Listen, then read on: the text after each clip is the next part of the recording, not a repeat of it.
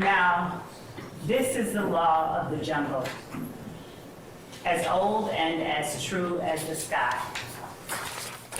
And the wolf that shall keep it may prosper, but the wolf that shall break it must die. As the creeper that girdles the tree trunk, the law runneth forward and back. For the strength of the pack is the wolf, and the strength of the wolf is the pack.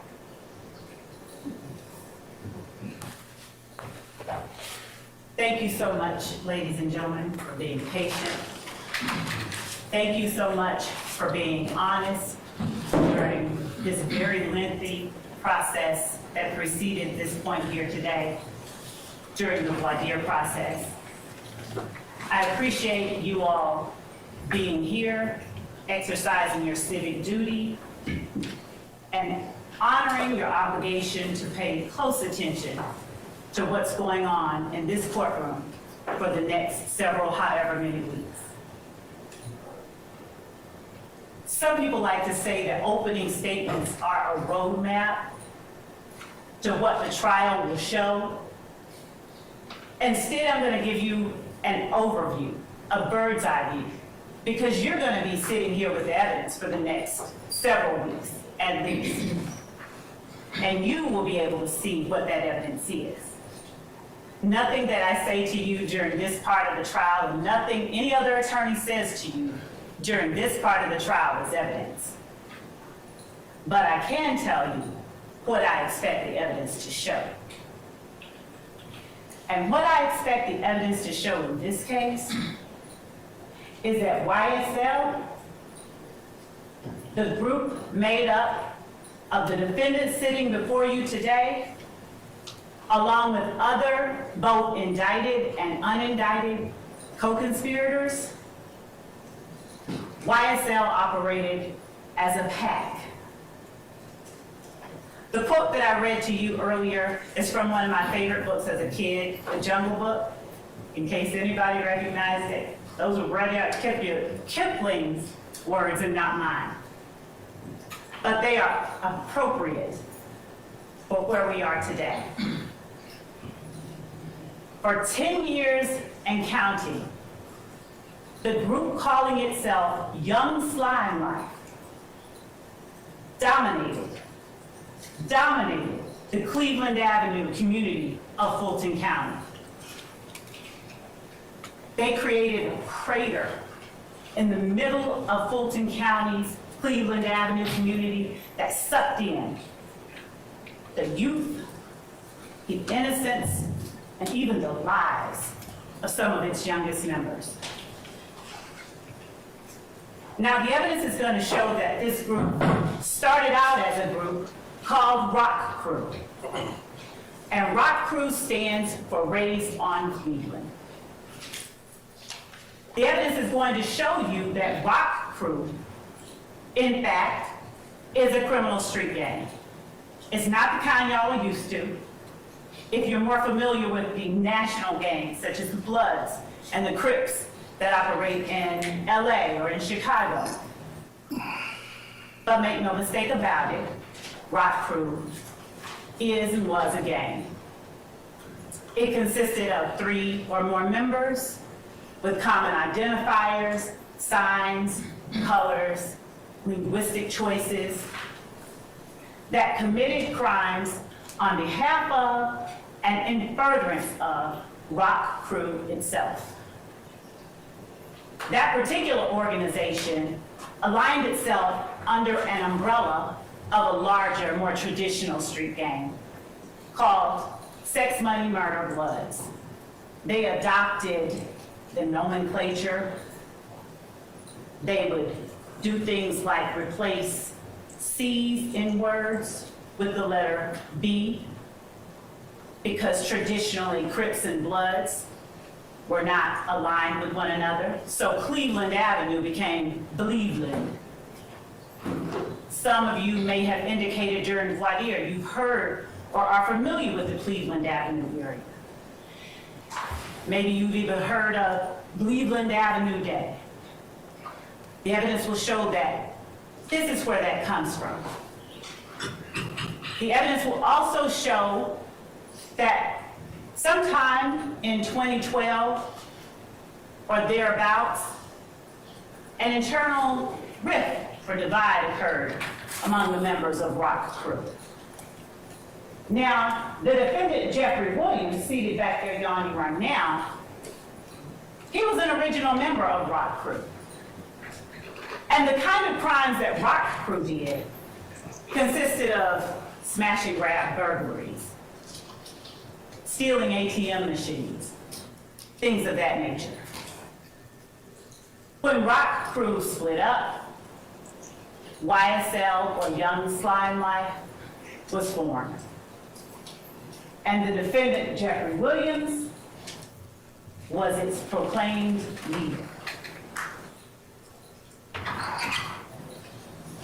Young Slime Life came about and consisted of 3 or more people when it began.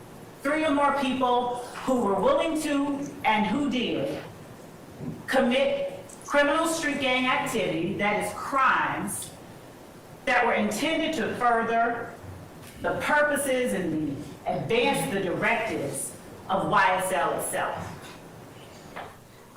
Now, there will be no evidence of a written contract or anything like that. You won't see bylaws of YSL, because this was a group of people associated in fact, who used common identifiers, common names, common colors, common symbols to communicate with one another and to express themselves to the rest of the world.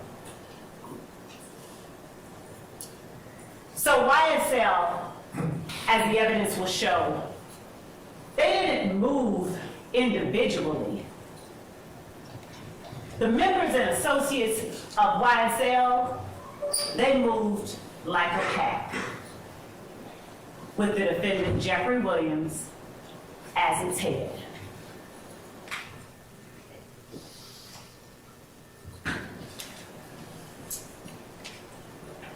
You'll hear from witnesses, both law enforcement and lay witnesses, who personally experienced and who personally witnessed the activities, the crimes that were committed.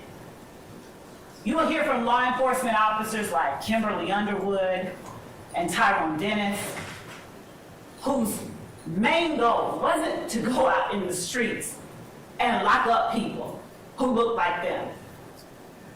It was actually to touch souls in the streets, to touch young people, and to alert them of the dangers and the drawbacks of becoming a part of and becoming involved in gangs like YSL and RICO Crew. You'll hear about conversations with educators. You'll hear from members and associates of the gang itself. Now, as to how those members and associates will respond or act once they're actually in court and on the stand, that's something that I am truthfully not able to predict to you fully. But the court has given you instructions on determining and judging the credibility of the witnesses. And I trust that all of you will in fact follow those instructions. The evidence will show that YSL checked all of the boxes for being a criminal street gang. As I stated earlier, they are 3 or more people associated in fact. Their members commit crimes on behalf of the gang.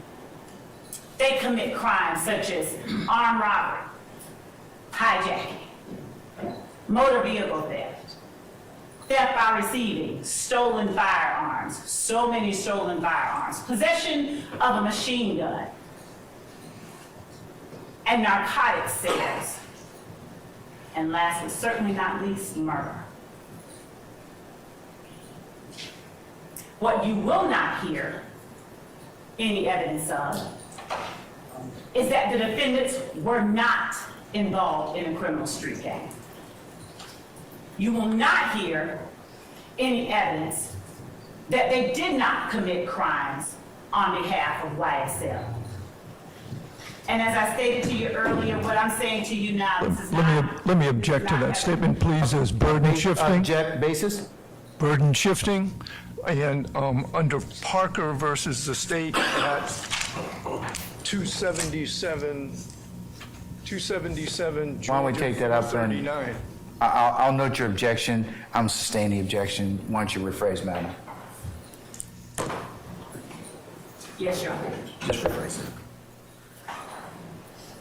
Ladies and gentlemen, I'm going to explain to you at the appropriate time, ladies and gentlemen, what the burden is in this case. Remember what I told you earlier, that the burden never shifts to the defendants to prove for certain innocence, they're presumed innocent, and it's only until you hear evidence that you decide is sufficient, and I'll instruct you on how you're supposed to do that at a later point in time, okay?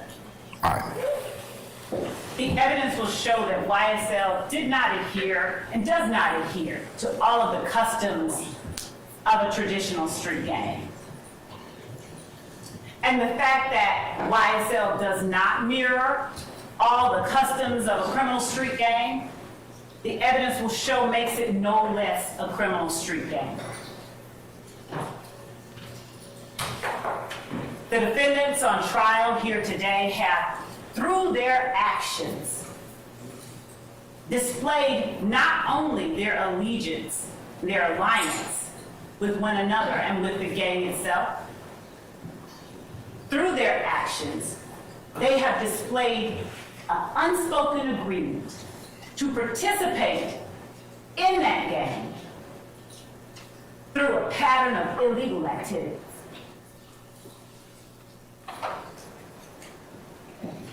And again, the head of this gang is seated in this courtroom too. The last paragraph of that poem that I read or spoke to you earlier goes as follows. Because of his age and his cunning, because of his right This and is his argument. This is not, What's your objection, Mr. Harvey? that it's argument. Okay, Mr. Harvey, hold on. Madam, it is argument at this point in time, so I'll sustain the objection, okay? Yes, sure. All right. The evidence will show that these defendants, that the members and associates of YSL, they knew who their leader was, and they knew the repercussions of not obeying their leader. You will hear evidence that when members and associates of YSL got in trouble, got locked up, the first person they called was either this defendant or one of his family members. Now, they didn't call him directly because he knew, and they knew, that he needed to have distance between himself and the crimes members and associates of YSL were committing on behalf of the gang. So they would reach out to his sister and have his sister reach out to somebody else and eventually get back to King Slime, as they called him. You will hear evidence that members of YSL committed armed robberies. You'll hear evidence that to slime someone is to do them dirty, and that sometimes members of YSL committed crimes against other family members of their fellow gang members. You'll hear evidence that when one of the associates or members of YSL did something to what Jeffrey Williams had perhaps considered a friend, they were threatened with their very life. Tell them to get that stuff back or they will be killed. You'll hear evidence that YSL, they had opposition within the city of Atlanta and Fulton County.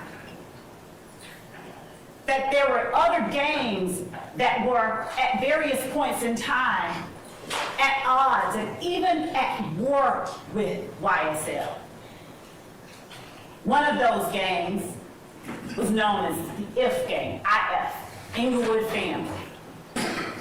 You will hear experts come in here and tell you more about how the Inglewood family Bloods in any way made its way down to Fulton County. You will also hear evidence about how one of the members, one of the beloved, of whom YSL considered an opposition group, was gunned down. Donovan Thomas on January the 1st, 2015. January the 10th, my apologies, 2015. Gunned down, openly and notoriously. Because the evidence will show that part of the reasons that criminal street gangs operate the way that they do is to establish dominance and to establish control and to establish fear. You're going to hear that this gang stole at least 3 lives from this community over the last 10 years. At least 3 that are referenced in this indictment.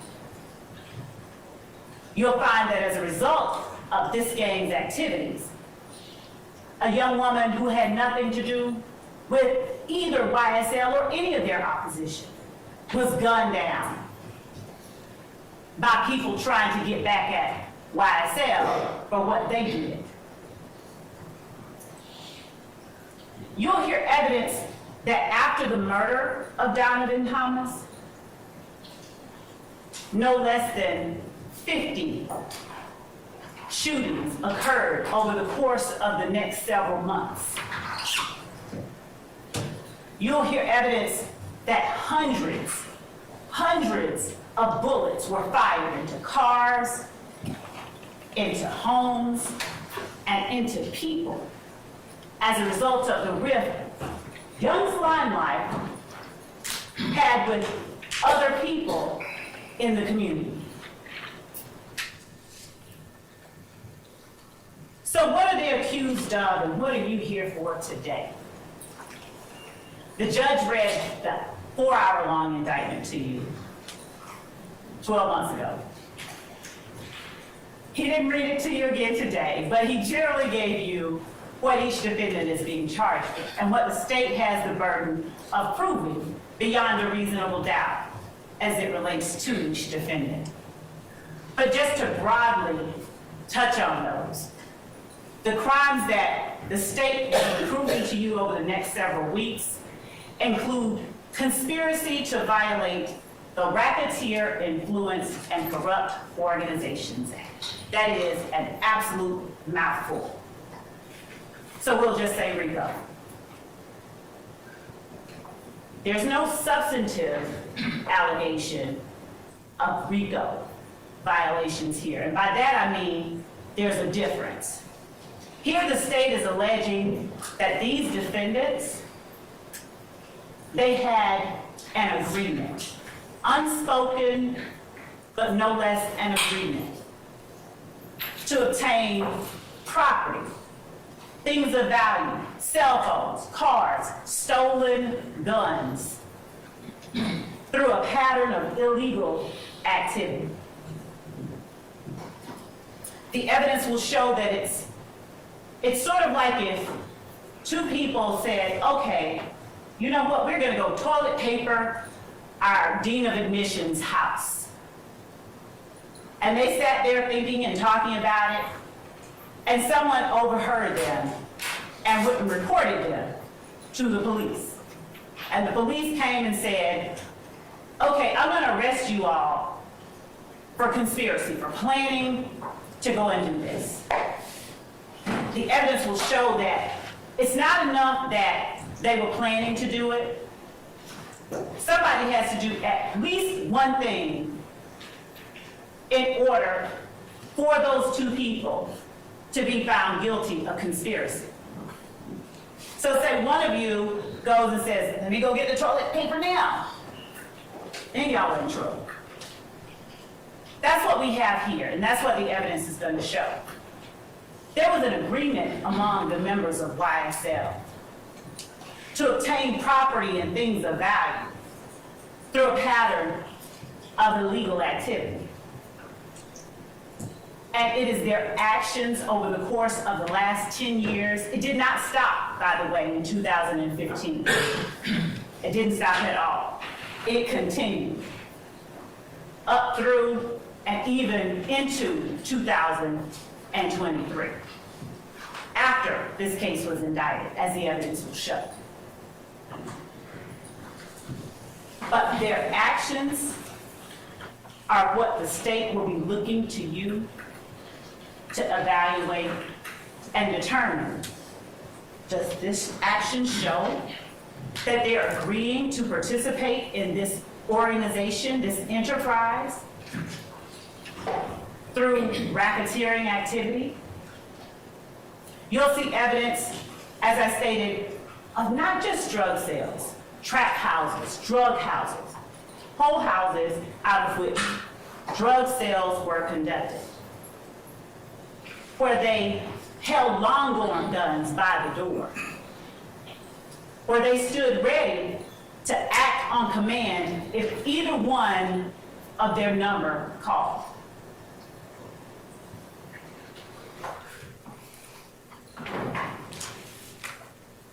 Who's on trial before you today is Rodelius Ryan, Quamarius Nichols, Marquavius Huey, Jeffrey Williams, Shannon Stillwell, Diamante Kendrick. And their actions during the dates that are listed in this indictment are what we are asking that you pay close attention to and you evaluate. Your Honor. You have an objection? Yes, sir. Basis. For the motion.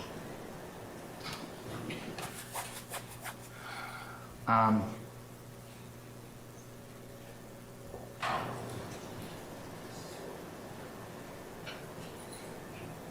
right.